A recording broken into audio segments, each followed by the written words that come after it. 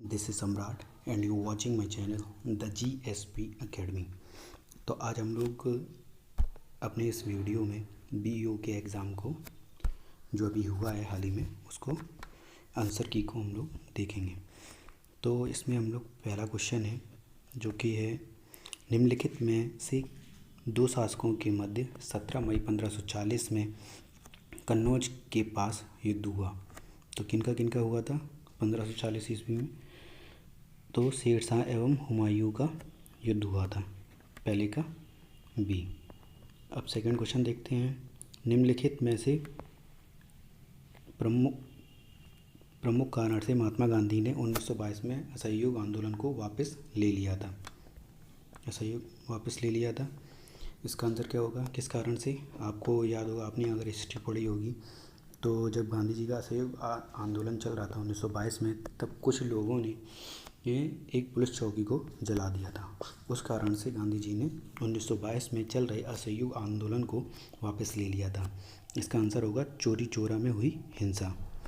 ठीक है, अब थर्ड क्वेश्चन है, गदर पार्टी में निम्नलिखित में से कौन संबंधित नहीं थे? कौन से संबंधित नहीं थे? तो आप बता सकते हैं कौन से संबंधित नहीं थे। इसमें लाला हरदयाल गदर पार्टी से संबंधित थे, पंडित रामचंद्र ये भी गदर पार्टी से संबंधित थे, बरकत अल्लाह तो ये भी गदर पार्टी से संबंधित थे, लेकिन जो खुदीराम बोस थे ये गदर पार्टी से संबंधित नहीं थे। तो इसका आंसर होगा थर्ड का डी। ठीक है, चलते हैं अपने फोर्थ वाले क्वेश्चन पे। अब इसमें पूछा है कि कौन सा विद्रोह, जैसे नील विद्रोह, जयंती विद्रोह, कुकी विद्रोह और कूका विद्रोह, ये किस किस सन में हुआ था? तो हम लोग देख सकते हैं कि नील विद्रोह तो 1859 to 60 ये सही है। कौन सा नहीं हुआ है ये पूछ रहा है। जयंती विद्रोह 1860 to 63 ये भी सही है। कुकी विद्रोह वो 1860 to 90, तो आपको क्या लगता है ये हुआ था? ये नहीं हुआ था। कुकी विद्रोह 1860 to 90 में नहीं हुआ था, यही आपका आंसर होगा। कूका विद्रोह 1830 to 34 ये भी सही है। ठीक है, तो इसका आंसर होगा सी। अब देखते हैं अपने फिफ्थ क्वेश्चन को, निम्नलिखित नेताओं में से किसने कहा मैं तो एक भारतीय नगाड़ा हूँ जिसका कार्य सोते हुए को जगाना है ताकि वे अपनी मातृभूमि के लिए जागें और कार्यरत हो सकें? तो ये कहा था एनी बेसेंट ने। महात्मा गांधी ने नहीं कहा, बाल गंगाधर तिलक ने नहीं कहा और सरोजनी नायडू ने नहीं कहा। तो इसका फाइनली आंसर होगा 5 का डी, एनी बेसेंट। निम्नलिखित में से कौन सा पोषक तत्व दलहनी फसलों में गांठ गठन के लिए आवश्यक है? तो इसका आंसर होगा नाइट्रोजन। ठीक है, तो गांठ गठन के लिए आवश्यक है नाइट्रोजन। अब 7 क्वेश्चन पे आते हैं, 1 kg नाइट्रोजन की आपूर्ति के लिए कितनी यूरिया की मात्रा की आवश्यकता होती है? तो कितनी यूरिया की आवश्यकता होती है 1 kg नाइट्रोजन में? 1 kg नाइट्रोजन में 2.2 kg यूरिया की आवश्यकता होती है। तो चलते हैं अपने नेक्स्ट क्वेश्चन की तरफ कि निम्नलिखित कथन ऊसर मिट्टी के संबंध में है। तो ऊसर मिट्टी के संबंध में उन्होंने कुछ कथन दिए गए हैं, उनको हम लोगों को तय करना है कि कौन से सही हैं और कौन से नहीं। चूने का प्रयोग कर इसे सुधारा जा सकता है, बिल्कुल सुधारा जा सकता है। ठीक है, इस मिट्टी की pH मान 7 से अधिक होता है, बिल्कुल होता है। 7 से अधिक इसलिए हो जाता है क्योंकि कुछ किसान लापरवाही के कारण इसमें इसका जो pH होता है वो 7 से अधिक हो जाता है। जो उपजाऊ मिट्टी का pH होता है वो 7 होता है, लेकिन ये जो ऊसर मिट्टी हो जाती है उसमें लगभग मान लो pH 8.5 के समथिंग हो जाता है इसका। ठीक है, तो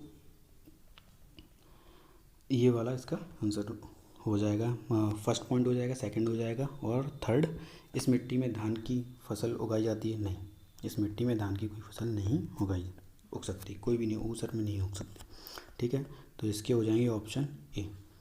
अब वो नेक्स्ट क्वेश्चन है 9 कि फॉर्च्यून इंडिया में 500 कंपनियों निगमों की सूची के अनुसार 2090 में सबसे बड़ी कंपनी निगम थी। सबसे बड़ी कंपनी ऑब्वियसली रिलायंस इंडस्ट्री थी, ये तो पूछने की बात ही नहीं है। अब 10th क्वेश्चन है, उत्तर प्रदेश में पहला तैरता सौर ऊर्जा संयंत्र निम्नलिखित में से किस बांध पर बना है? रेहन बांध पे बना है, ये सभी को पता है। चलते हैं अपनी 11th क्वेश्चन पे। उत्तर प्रदेश के निम्नलिखित में से कौन सा जिला संतरे का सर्वाधिक उत्पादक है? सभी को पता है, सहारनपुर है। चलते हैं नेक्स्ट क्वेश्चन पे। उत्तर प्रदेश के निम्नलिखित नगरों में से किसमें भारतीय दलहन अनुसंधान संस्थान स्थित है? सभी को पता है, कानपुर में है। चलते हैं नेक्स्ट क्वेश्चन पे। अब इसमें ये पूछा है कि कौन सी संस्थान कहाँ पे स्थित है, मतलब किस स्टेट में। तो आप लोग बता सकते हैं इसका आंसर कमेंट बॉक्स में। तो देखिए इसमें क्या है, वीवी गिरी राष्ट्रीय श्रम संस्थान गाजीपुर में, ये तो आपको पता ही है। भारतीय सब्जी अनुसंधान संस्थान ये कहाँ पे है? ये वाराणसी में स्थित है। तो इसी से आपको पता लग जाएगा कि इसका आंसर सी होगा। ठीक है, अब चलते हैं अपने नेक्स्ट क्वेश्चन पे। 14, उत्तर प्रदेश के बारे में निम्नलिखित कथनों पर विचार कीजिए। तो ठीक है भाई, विचार कर लेते हैं। तो फिर जब ये कह रहा है विचार करने को तो कर ही लेते हैं विचार। तो आप लोग बता सकते हैं इसमें क्या होगा आंसर। इसमें क्या है, इसमें बोला है इसने उत्तर प्रदेश के बारे में कि पहला पॉइंट बोला है कि यह देश में सर्वाधिक दुग्ध उत्पादक राज्य है। इसमें देश का अधिकतम आलू की खेती की जाती है। यह देश का प्रमुख गन्ना उत्पादक राज्य है। धान के उत्पादन में देश में इसका तीसरा स्थान है।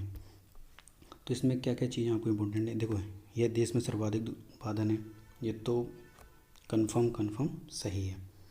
ठीक है, और इसमें तुम्हें क्या लगता है, इसमें देश का अधिकतम आलू की खेती की जाती है। ठीक है, तो ये भी सही है। यह देश का प्रमुख गन्ना उत्पादक है, ये भी सही है। तो इसका आंसर हो जाएगा बी। ठीक है, राइट आंसर इसका होगा 14 का बी। तो चलते हैं नेक्स्ट क्वेश्चन की तरफ अपने। 15 क्वेश्चन, उत्तर भारतीय शास्त्रीय संगीत का बाइबल ग्रंथ संबंधित है। सभी को पता है, नाट्य शास्त्र से संबंधित है। ठीक है, 16 क्वेश्चन, अस्पृश्यता संरचनात्मक हिंसा का सबसे खराब स्वास्थ्य है और कारण दिया गया है। अस्पृश्यता के चलन का आधार अधार्मिक स्वीकृति है। तो इन्होंने ये कहा कि उपरोक्त कथनों पर विचार कीजिए तथा नीचे दिए गए कूट से सही उत्तरों का चयन कीजिए। तो इसमें आंसर होगा, क्योंकि ये दोनों सही हैं।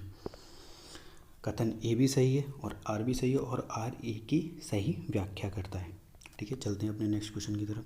17, इसमें भी 16 जैसा ही क्वेश्चन है। कथन दिया गया है, ग्रामीण जनसंख्या खुले में शौच करना अपने स्वास्थ्य के लिए खतरा नहीं मानती। कारण क्या है? पवित्रता एवं अपवित्रता से जुड़े सामाजिक सांस्कृतिक मानदंडों ने लोगों को घर में शौचालय निर्माण से रोका है। तो आप बता सकते हैं इसका आंसर क्या हो सकता है। इसका आंसर भी 17 का ए। ये दो कथन और कारण दोनों सही हैं और आर ए की सही व्याख्या करता है। तो चलते हैं अपने नेक्स्ट क्वेश्चन पे। निम्नलिखित में से कौन सा कोलकाता के उन 4 नवीनीकृत विरासत भवनों में शामिल नहीं है जिसे जनवरी 2020 में राष्ट्र को समर्पित किया गया। ठीक है, तो 18 का डी। सभी को पता है राइटर्स बिल्डिंग, करंट में आपने पढ़ा होगा। विश्व स्वास्थ्य संगठन के अनुसार जनवरी 2020 में निम्नलिखित में से कौन सा देश विश्व में खसरे के सबसे अधिक प्रकोप से प्रभावित था। ये था निकारागुआ। ये निकारागुआ तो नहीं था, ठीक है, ना ही बेनिन था, ना ही सेनेगल था। तो इसका आंसर होगा सही कांगो लोकतांत्रिक गणराज्य। ठीक है, तो चलते हैं अपने नेक्स्ट के क्वेश्चन की तरफ। 20, अफ्रीका महाद्वीप के निम्नलिखित में से किस देश में भारत ने अपना प्रथम महात्मा गांधी कन्वेंशन सेंटर जनवरी 2020 में खोला है। तो ये खोला था नाइजर में। ठीक है, अब चलते हैं 21, जनवरी 2020 में मिशेल ओबामा को निम्नलिखित में से किस एल्बम हेतु ग्रैमी पुरस्कार से सम्मानित किया गया। सभी को पता है करंट का सबसे अच्छा क्वेश्चन, बिग कमिंग। ठीक है, तो ये अब चलते अपने 22 क्वेश्चन। विश्व आर्थिक मंच द्वारा जारी वैश्विक प्रतिस्पर्धा और सूचकांक 2020 के अनुसार निम्नलिखित में से कौन सा सुमेलित नहीं है।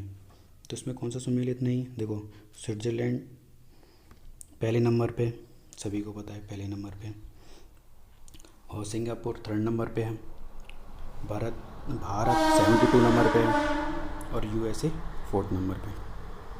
ठीक है, देखिए इस क्वेश्चन में क्या है, 22 क्वेश्चन, विश्व आर्थिक मंच द्वारा जारी वैश्विक प्रतिस्पर्धा सूचकांक 2020 के अनुसार निम्नलिखित में से कौन सा सुमेलित नहीं है। तो इसका हम लोग दे सकते हैं कि जो जैसे कि स्विट्ज़रलैंड जो है वो पहले नंबर पे है, और सिंगापुर 3rd नंबर पे, भारत 72 नंबर पे, लेकिन USA इसमें 4th नंबर पे दिखा रहा है, और पूछ क्या कह रहे हैं, कौन सा सुमेलित नहीं है। ठीक है, तो USA जो है वो नहीं है, क्योंकि USA इस सूचकांक में 2nd नंबर पे है। ठीक है, याद रखना, आगे भी कॉम्पिटिटिव जो एग्ज़ाम होंगे गवर्नमेंट के उसमें आ सकता है। ठीक है, 23 3 जनवरी 2020 वो दिल्ली में 100 ग्लोबल चाइल्ड्स प्रोडिजी अवार्ड जीतने वाली 13 वर्षीय लड़की सुचेता सतीश के संदर्भ में निम्नलिखित कथनों पर विचार कीजिए। तो पहला पॉइंट है वह दुबई में रहती है। ठीक है, सेकंड पॉइंट है वह 120 भाषाओं में गाना गा सकती है। ठीक है, तो दोनों में से कौन सा पॉइंट होगा, दोनों ही सही हैं कि वह दुबई में भी रहती है और 120 भाषाओं में गाना गा सकती है। सन 2020 में COP26 का आयोजन निम्नलिखित शहरों में से किस में प्रस्तावित हुआ। तो आप लोग बता सकते हैं इसका आंसर 24 का ए, ग्लासगो में। इसका आंसर 24 का होगा, ग्लासगो में शहर में COP26 का आयोजन किया गया था। अब चलते हैं 25 में। बांस एक जादुई घास विषय पर एक 2 दिवसीय कार्यशाला सह प्रदर्शनी 11-12 जनवरी 2020 को भारत के निम्नलिखित में से किस नगर में आयोजित की गई थी। तो आप बता सकते हैं जम्मू में आयोजित की गई थी। ठीक है, 26 अज़रबाईजान की राजधानी बाकू निम्नलिखित में से किस एक सागर के किनारे स्थित है। तो बता सकते हैं कैस्पियन सागर के किनारे स्थित है। ठीक है, अब नेक्स्ट क्वेश्चन में क्या है, लानोज घास के मैदान दिए गए हैं और महाद्वीप दिया गया है। तो आप इसको मैचिंग करनी है कि कौन सी घास का मैदान किस महाद्वीप में स्थित है। ठीक है, तो इसका आंसर होगा 27 का ए। देखो, लानोज जो होगा वो दक्षिण अमेरिका में स्थित है। ठीक है, और स्टेपीज जो होगा वो तुम्हारे यूरोप में है। ठीक है, प्रेरीज होगा वो नॉर्थ अमेरिका में है, वेल्ड जो होगा वो अफ्रीका में स्थित है। ठीक है, तो इसका आंसर हो जाएगा ए। अब आ जाएंगे 28 में, इसमें भी मैचिंग करनी है।